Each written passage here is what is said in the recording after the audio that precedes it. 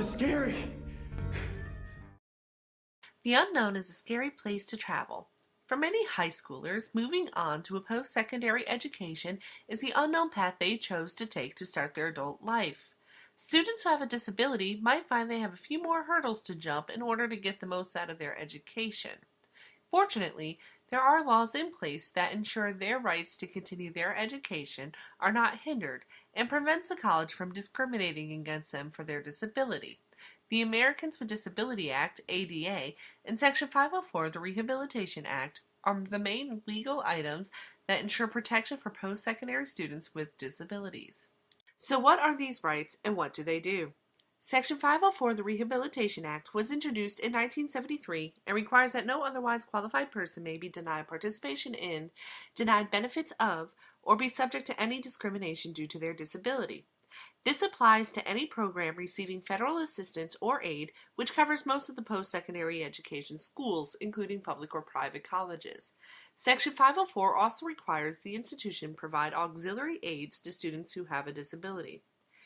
Some examples of auxiliary aids are taped text readers, video text displays, talking calculators, braille calculators, printers or typewriters, or assistive listening devices. There are many more out there available to students, so these are just a handful of examples. These aids are not meant to promise a student shall pass, but rather will ensure that the student has the same chance to succeed as their peers. This is demonstrated through a case in 1996 in letters of findings issued to Golden Gate University when a student with a disability, C, wished to have her final with more open-ended questions. This was the first time C had requested this, and the university denied her request. C then claimed that she received a C in the class because of discrimination.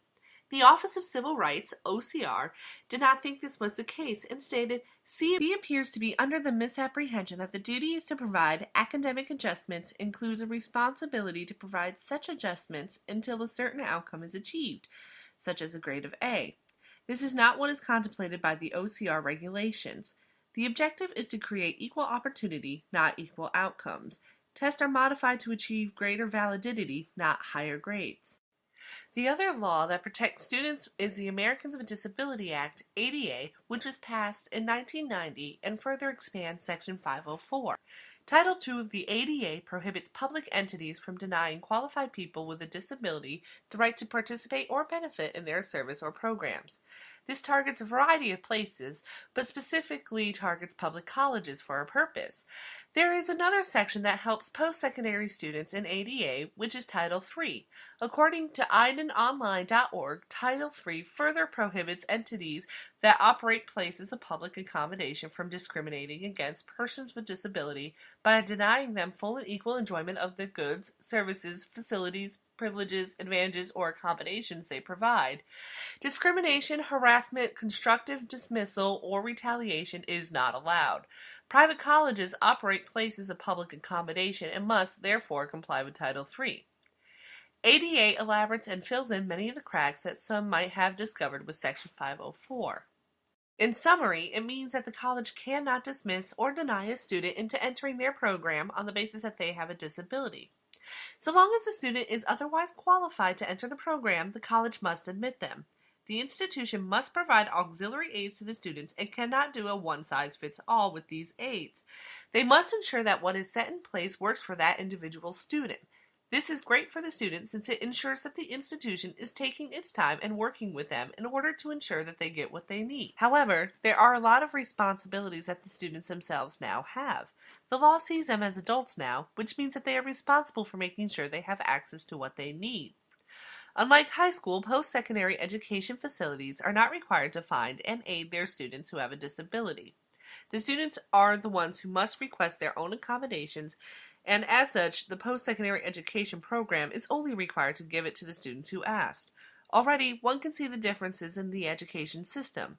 Prior to attending a post-secondary institution, the students' accommodations and modifications were typically handled by their special education teacher and their legal guardian. Now that they are seen as adults, the students not only have to request to have their accommodation, but they must also go through the right steps that the college has in place to make sure that the college sees them as qualifying. This is usually accomplished by the student by contacting the appropriate office, which will then inform them of the institution's procedures for documenting the student's disability and their needs for accommodations. This is a huge step for some students since this has never been something they've been required to do, and it can be rather intimidating. The consequences of a student failing to meet the standards can mean a denial of their request to have an accommodation. In 2004, the Office of Civil Rights dealt with a claim against Allegheny College in Pennsylvania. The OCR found that the college did not violate the RA by refusing to provide accommodations to a student who failed to provide the required documentation.